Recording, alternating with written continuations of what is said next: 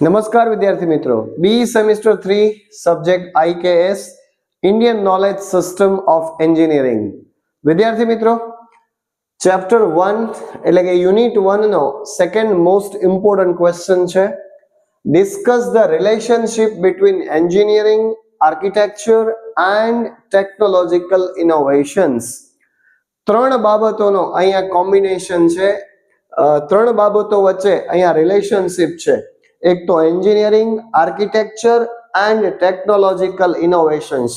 આ ત્રણ એવી બ્રાન્ચ છે કે જે મળીને શું કરી શકે છે, બરાબર છે, એનાથી સોસાયટીને શું થાય છે, બરાબર. તો એ સૌથી પહેલા આપણે સમજીએ. હવે સ્ટાર્ટિંગ આપણે ઇન્ટ્રોડક્શન થી કરીએ છીએ. તો ઇન્ટ્રોડક્શન ની અંદર તમારે આ રીતે લખાય કે engineering, architecture and technological innovation are closely connected branches. Closely એટલે એકદમ નજીકથી જોડાયેલી શાખાઓ છે architecture, engineering and technological innovation. Second point એમાં લખી શકાય હવે ત્રણેય વિશે થોડું તો કે architecture focuses on planning and designing structures.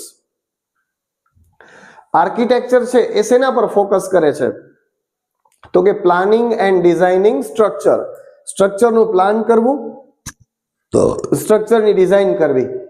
That are functional, aesthetic and comfortable four users. અને આ જે બાબતો છે એ કેવી છે? તો કે ફંક્શનલ, કાર્યશીલ, એસ્થેટિક એટલે આનંદ આપનારી, મતલબ સૌંદર્ય એટલે સુંદર બનાવનાર, એન્ડ કમ્ફર્ટેબલ, કમ્ફર્ટેબલ એટલે આરામદાયક, ફોર યુઝર્સ એટલે જે લોકો ઉપયોગ કરનારા છે એના માટે.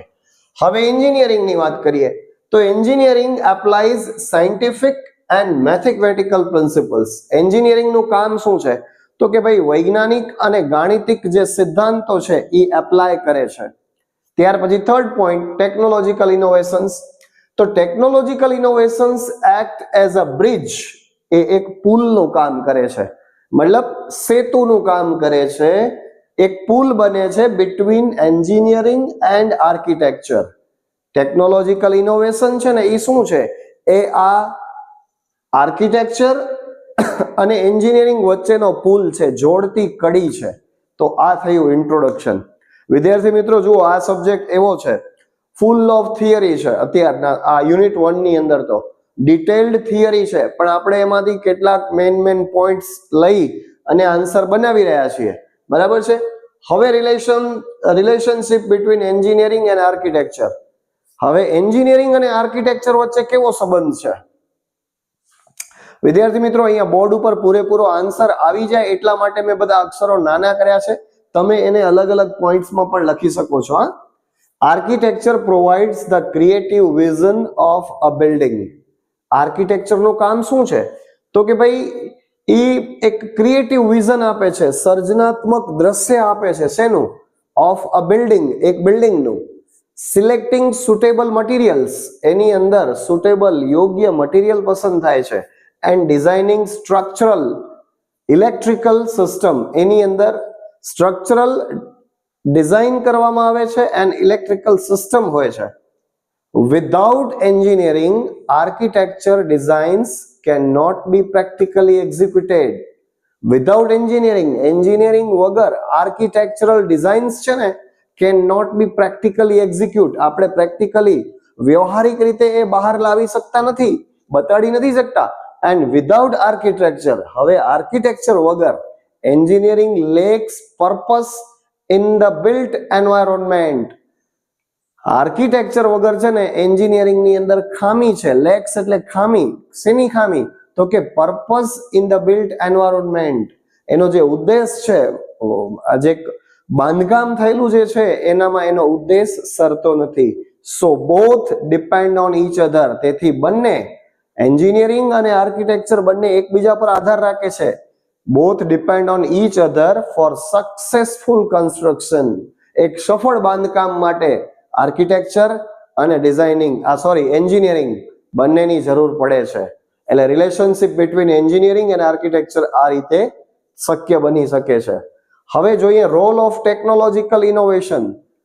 ભાઈ ટેકનોલોજીકલ ઇનોવેશન્સ જે છે, ઇનોવેશન્સ એટલે આવિષ્કાર, એની અંદર નવું નવું જે આપણે બનાવીએ છીએ તે નવી નવી ટેકનોલોજી આવે છે એ, તો એનો શું રોલ છે? તો કે technological innovations make strong relation between engineering and architecture. Technological innovation છે એ એન્જિનિયરિંગ અને આર્કિટેક્ચર વચ્ચેનું જે એક સંબંધ છે એને મજબૂત બનાવે છે.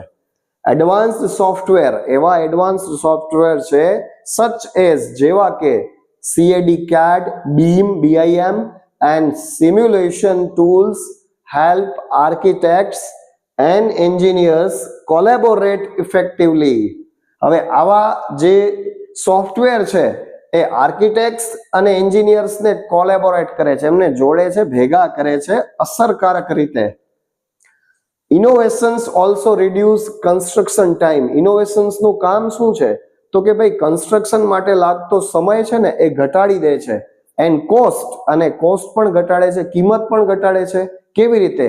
while enhancing building performance, અને એક એન્હાન્સ કરે છે, વધારે છે, મજબૂત કરે છે શેને? બિલ્ડિંગ પરફોર્મન્સને, બિલ્ડિંગનો જે દેખાવ છે એને વધુ મજબૂત બનાવે છે, વધુ પ્રબળ બનાવે છે. હવે કમ્બાઇન્ડ ઇમ્પેક્ટ ઓન સોસાયટી. ભાઈ આ બધાની ત્રણેયની એક સાથે અસર છે ને એ સોસાયટી ઉપર શું પડે? તો કે the integration of engineering, architecture and technology. Integration એટલે કે સમન્વય. આ ત્રણેયનો સમન્વય છે ભાઈ, ત્રણેયનું જોડાણ છે. એન્જિનિયરિંગ, આર્કિટેક્ચર એન્ડ ટેકનોલોજી, આ ત્રણેય ભેગા મળી and leads to the development of smart cities. અને શું કરે છે? વિકાસ કરે છે કોનો? Smart cities, eco friendly buildings and disaster resistant structure.